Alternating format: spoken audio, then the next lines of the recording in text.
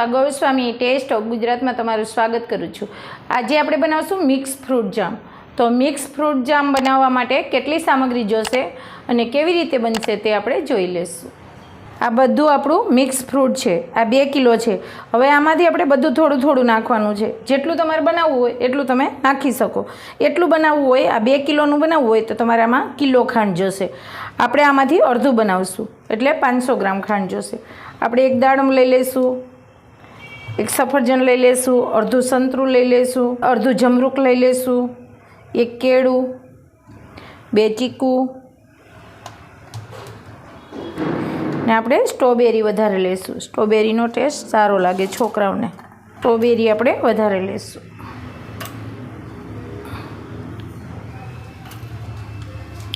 એ બધા જ છોકરાઓને ભાવતી હોય સ્ટ્રોબેરી, મોટાઓને ભાવે એટલે સ્ટ્રોબેરી વધારે।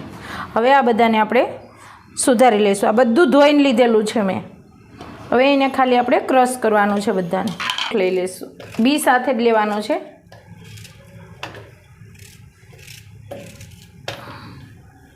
ચીકુ પણ એમ ધોયેલા જ છે, ખાલી એના બીજ કાઢવાના છે।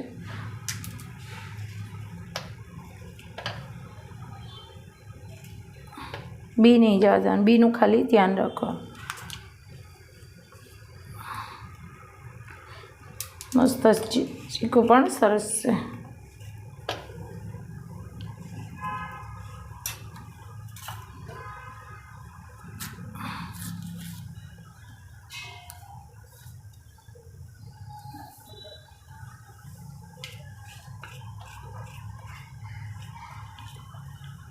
આપણે સફરજન પણ છાલ સાથે જ લેવાનું છે। સફરજન પણ અત્યારે શિયાળાના મસ્ત આવે છે।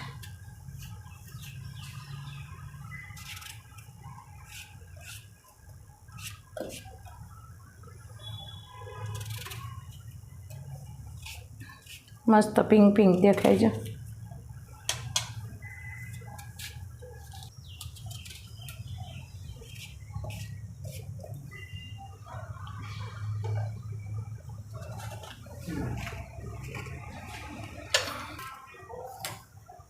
હવે એના આપણે બી કાઢી લીધા છે। હવે એનો આપણે રસ લેવાનો છે। બી કાઢી લેવાના, નકર કડવું થાય। આમ કોઈ બી વયું ગયું હોય તો આવી રીતે આમાંથી કાઢી લેવાનો જો, નકર એક બી કે 2 બી જાય ને એને હિસાબે આપણું જામ બધું બગડી જાય। ક્રશ થાય એટલે કડવું થઈ જાય।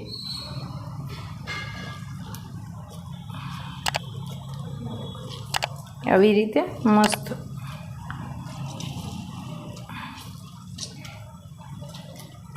હવે આને બધાને આપણે ક્રશ કરી લઈશું। એમને ક્રશ કરી લઈશું, પછી આપણે ખાંડ નાખીશું।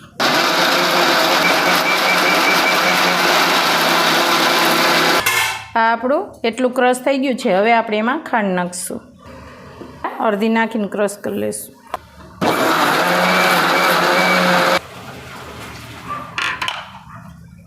હવે આપણે બધી જ નાખી દઈશું।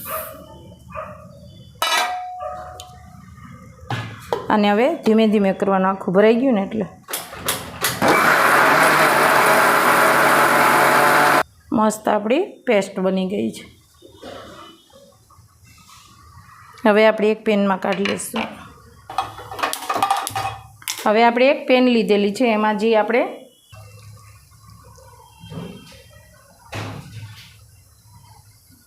બધું જ પેનમાં નાખી દીધું છે। હવે એને ઘટ થાય ત્યાં સુધી આપણે ગરમ કરવાનું છે।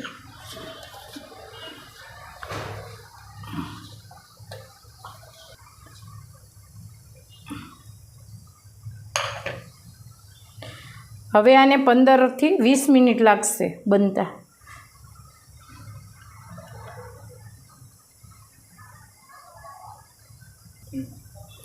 આનું બધું જ પાણી બળી જવા દેવાનું, લચકા પડતું થાય ત્યાં સુધી કરવાનું છે। અને 15 થી 20 મિનિટ તો ઓછામાં ઓછી થાય છે, એથી વધારે લાગે ટાઈમ પણ ઓછો નહીં। જેટલું ફ્રૂટનું પાણી, ખાંડનું પાણી થશે ને એટલું બધું બળી જશે। હવે આપણે ફ્રૂટ કલર નાખશું। થોડોક કલર એમ કે છોકરાઓને ગમે ને એટલા માટે થોડોક જ નાખવાનો છે।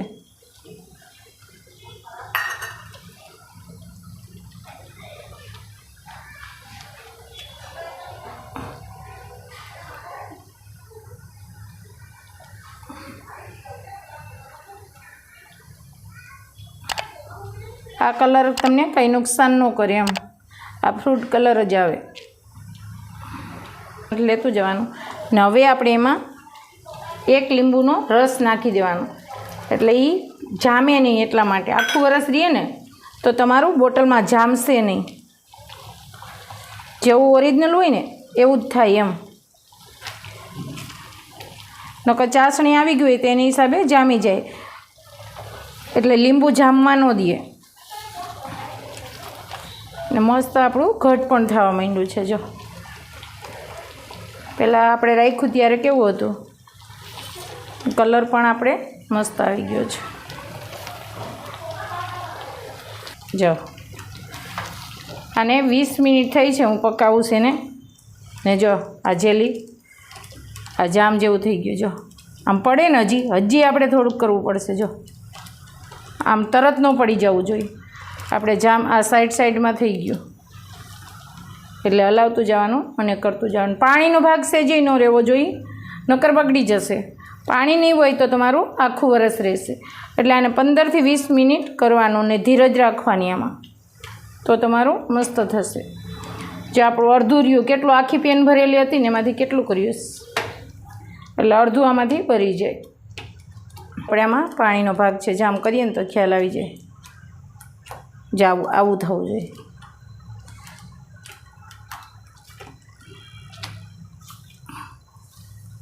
આખા વરસ માટે તમે બનાવીને રાખી શકશો.